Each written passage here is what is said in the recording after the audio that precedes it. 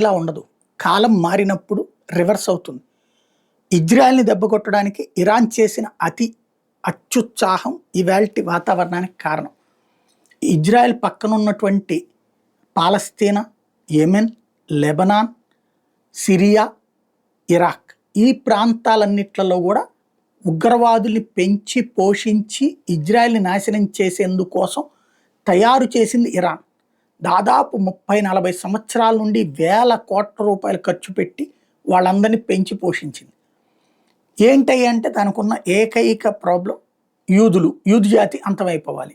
అదే వాళ్ళ లక్ష్యం. అంతే, ఇంకేమీ లేదు. మత పిచ్చతో ఇజ్రాయెల్‌తో తగవు తప్పించి మరేమీ లేదు. ఆ సందర్భంలో ఇజ్రాయెల్ నానా తిప్పలు పడింది. మొన్న మధ్యన ఏకంగా దాడిని ఫేస్ చేసింది. ఆ దాడి నుంచి జరుగుతున్నటువంటి ప్రతి దాడే ఇప్పుడు ఇంత దాకా వెళ్ళింది. అణు విధ్వంసం దాకా వెళ్ళింది. అణుబాంబుల స్థావరాల ధ్వంసం దాకా వెళ్ళింది.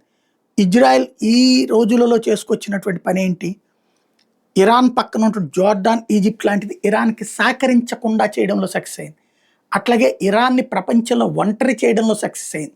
ఇరాన్కి ఎవరు ఆయుధాలు కావాలంటే చాటించవచ్చు, కానీ ప్రత్యక్షంగా యుద్ధంలో పాల్గొనకుండా చేయడంలో సక్సెస్ అయింది.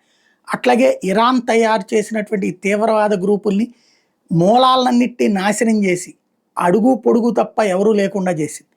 తద్వారా ఇరాన్ ఆర్డర్లు అక్కడ అమలు చేసేవాడు ఎవడో లేకుండా చేసి వదిలిపెట్టింది.